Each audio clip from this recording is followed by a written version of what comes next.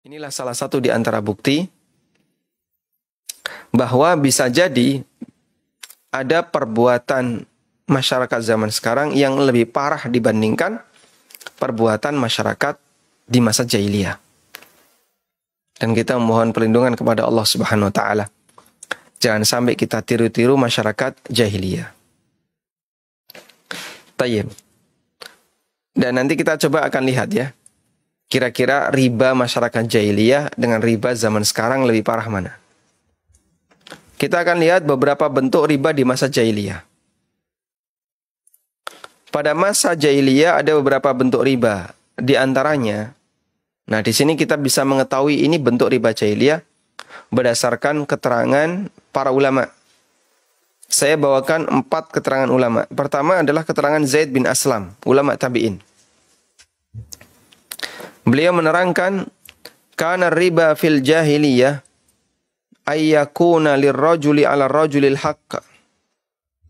Bentuk riba jahiliyah adalah ayyakuna lirrajuli ala rajulil haqq. Si A punya utang kepada si B. Ila ajalin, sampai batas waktu tertentu. Fa idza halal ajalu, ketika batas waktunya sudah habis, qala, maka si B yang memberi utang mengatakan kepada si A, ataqdi am turbi, lunasi sekarang ataukah kamu tambah, atau harus ada ribanya.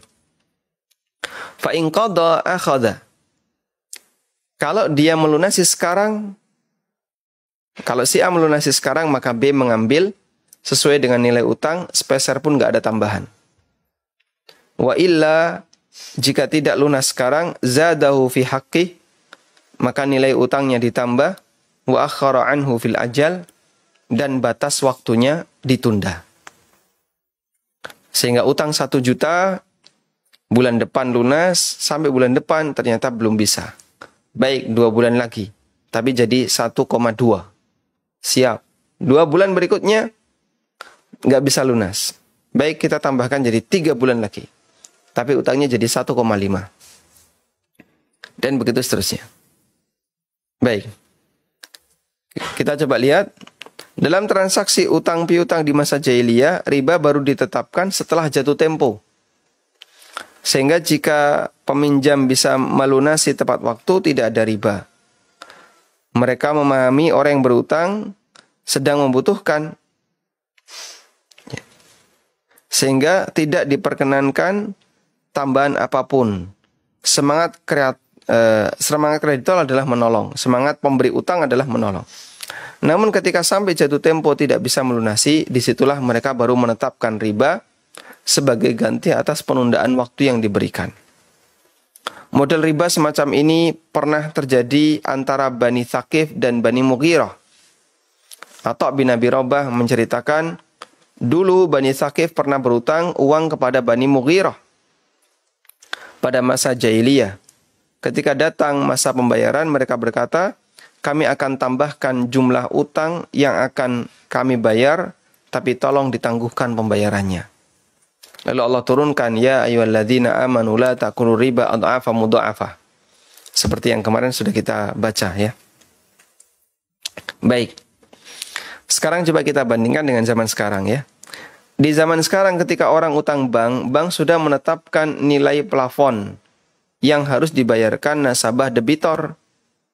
Sehingga riba include dengan utang sejak awal transaksi. Sekalipun nasabah bisa melunasi tepat waktu, riba tetap ada. Anda bisa menyimpulkan mana di antara 2 transaksi riba ini yang lebih parah. Riba jahiliyah atau riba bank sekarang? Ya. Bahkan ada yang lebih parah lagi, Pak. Ya ada ya. Riba bank detail itu ya.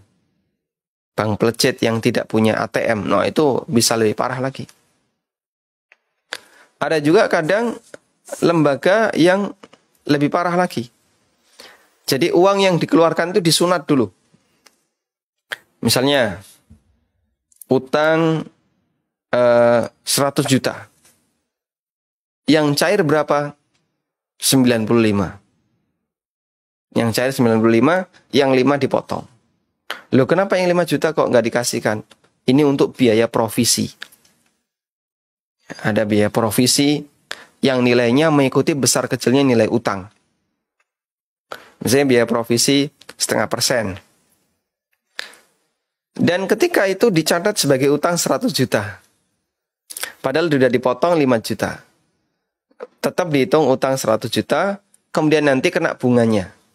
Misalnya per bulan 7% atau per bulan 6%. Kena bunganya.